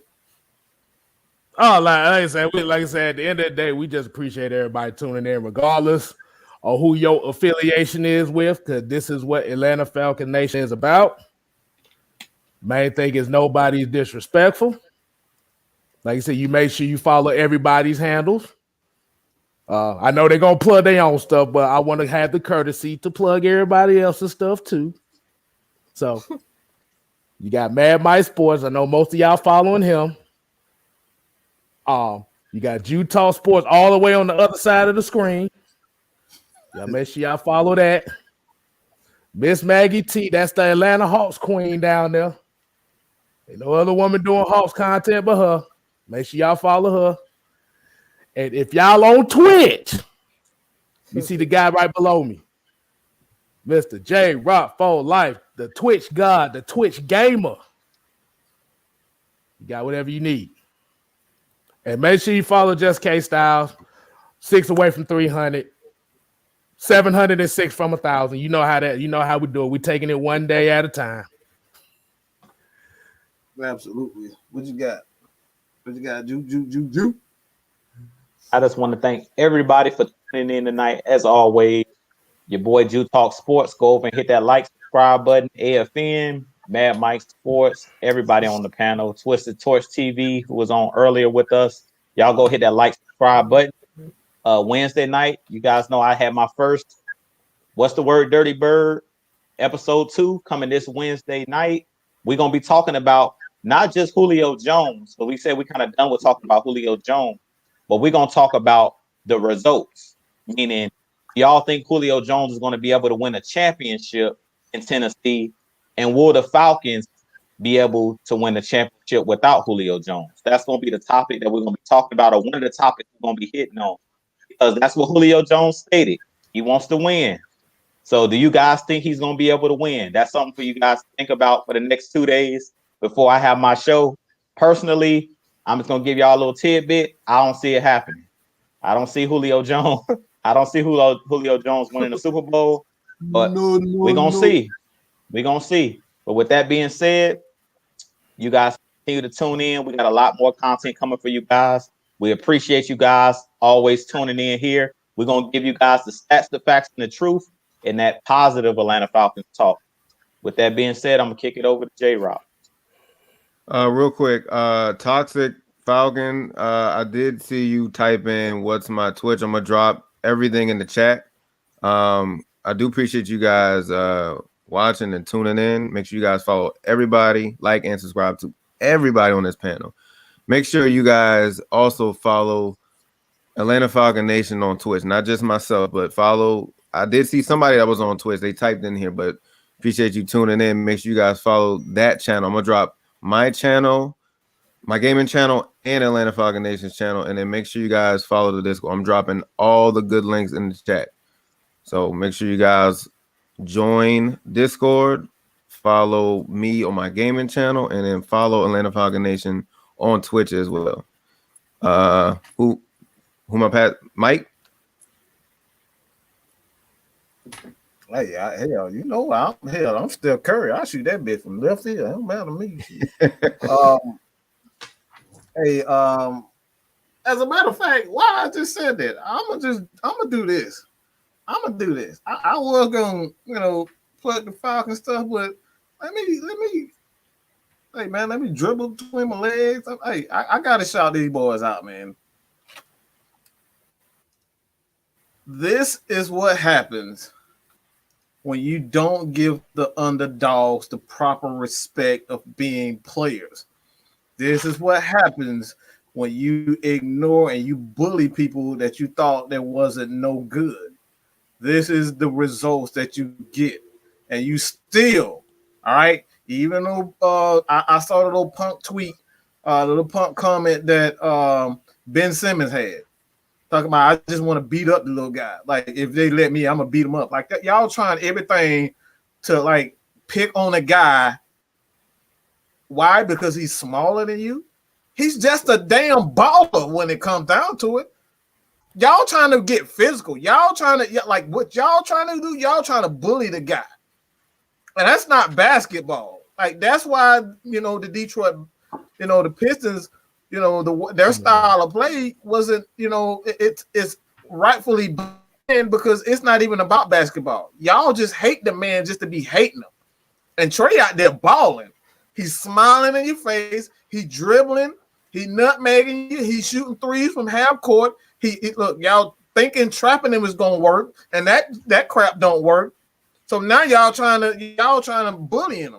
Y'all trying to bully him. So the fact of the matter is, y'all got your butts whooped, and you just have to deal with it. Y'all thought the Hawks was a joke, and this is what happened. The Hawks ran y'all out of your own freaking your own hometown. Like we're talking about, we went up there and put them up. Had them dudes down 20 points. Had them down 20 points. 20 freaking points. And your home, you're the number one seed. So all this hating on Trey, I don't even know why y'all hating on the dude. Because he's talking, that's what you're supposed to do in basketball is talk crap. So I just got to give a shout out to these Hawks. Bogey, John Collins is growing up before mine. And y'all know I've been critical of him. John Collins balling. Clint Capella going up against the best center in the league and Joel Embiid. He playing some nice defense. So when it all comes down to it, the Falcons could be in the very same boat. Nobody is giving the Falcons any type of love, no type of respect. And the last time that happened, even the fans gave up on them. They said, oh, the Falcons weren't going to do anything. I've even heard people say they're going to win one game because they got rid of Julio Jones. So when I'm telling you, when you start bullying people, you start bullying teams, you don't give them a shot, this is what happens. You get a Trey Young busting your ass. And I'm telling you, NFL right now, y'all keep disrespecting the Falcons. You disrespecting Matt Ryan. He going to bust y'all ass, and y'all going to see our ass in the Super Bowl, and you really going to be hurt. So that's all I got to say about that, man. Check us out, Atlanta Falcons Nation. All right, on our way to 2K. And that's all I got to say about that. Miss Maggie, what you want to do? I got pretty much, y'all already on, shouted out all the channels, subscribe to everybody. Atlanta Falcons Nation, please get us to 2K before the season. That's what I really want. I truly want 2K before we get to the season, because guess what? We finna have all kinds of, all the donations that's been coming in. We ain't forgot about y'all. We bringing it back for the season. We're going to do some prizes. We're going to have guests on Friday nights. Just get that in your head.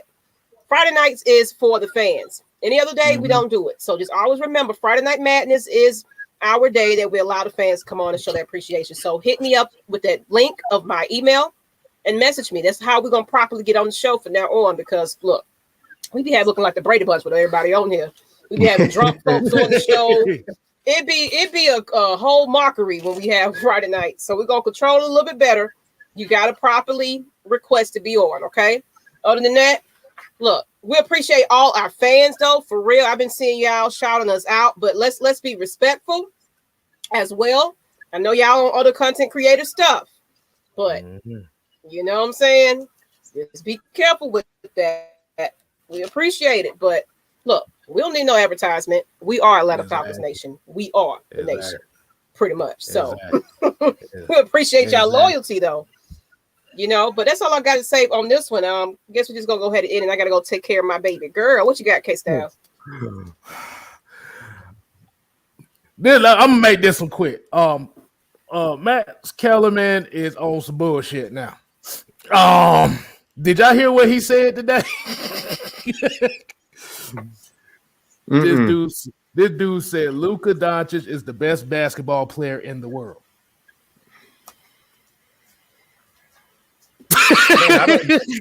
I wouldn't say in the world, but I think he's the most complete. He is the most complete player in the world. Like I don't think it's Kawhi. Like I don't disagree with that. I think Luka, he just doesn't he hasn't learned. He's like Trey right now. He hasn't learned how to close games. Like I don't think there's anybody better than Luka right now. Even LeBron. I think LeBron is pretty much. He's still on his own. Like I think he's still on his own little. I'm LeBron type of it. But I agree. But here's the thing: he didn't base it on skill. This is what I'm getting at. He wasn't basing it on skill. He just said it was the fact that everybody was hurt. I don't even know what that means. Yeah, I was getting ready to say what. So he was saying since Kevin Durant's been hurt this year, LeBron's been hurt this year, Russell Westbrook's been hurt this year, that automatically makes Luka Doncic the best player in the world. I see where he's going. I actually agree. He's the best player because everybody's been hurt. I can kind of see where he's going with that. But hey, man, I'm Team Trey. Fuck it, forget everybody else. I'm Team Trey. That's where I'm at. Yeah, right. I don't care about nobody else. Hey, but I'm just gonna leave it at like this. Because basketball is a whole nother beast. It's up for interpretation, even more so than football. Like you can say anybody the best in the league. So like it really is just up for interpretation, man. Like I said, I think Trey. I think Trey is up there. I'll tell you something like this. Trey needed to keep playing the damn villain. You see the background? You see that floater right there? You see that floater? You see that floater? Trey didn't know the background. Floater. I love it. I love it. Like what this fan's saying is half the team was hurt. But guess what? Oh, look. They navigated right through that. And it was no excuse because we had a lot of players out. It was still a game that we had to play, and everybody stepped up when they needed to. So we got there how we should have. And now that everybody's healthy, they could really be scared of the Hawks. Yeah. Hey, look at the comment. It said, Quavo, please leave Trey alone. Please, leave him alone. Quavo, all the amigos, get away. Stay away from our Atlanta. They need to be banned. They need to be banned from all Atlanta sporting events. We ain't gonna have no. Damn, that's how you feel for real. Oh yeah. Because just saying, as soon as they get caught up with that, they just be celebrities and divas and stuff. We don't need no Trey Young, the diva. We don't need another Julio. That's what he's saying. Exactly. Once Julio started hanging out with them, everything changed. Julio in videos and everything. Like I'm about to say Quavo couldn't even keep his own woman in check. He don't need to be around these damn basketball players. On that note, let's go ahead and wrap it up. Check out Jew Talk Sports show on Wednesday on AFN and Jew Talk Sports channel. What the word, Dirty Bird. And of course, depending on what happens, we may or may not be back Tuesday night. But if not, check it out Wednesday. And we out of here, people. Hit that subscribe, like, share, everything. Get us to 2K. Like I said, we appreciate you guys. Some donations, we got you. We're coming back with some prizes and giveaways for the season. Because guess what? New regime, baby. It's time to get going. Let's talk about it. Who's the next man up? Let's go. But peace, people. And the Hawks play tomorrow, y'all. Let's get it. And we out.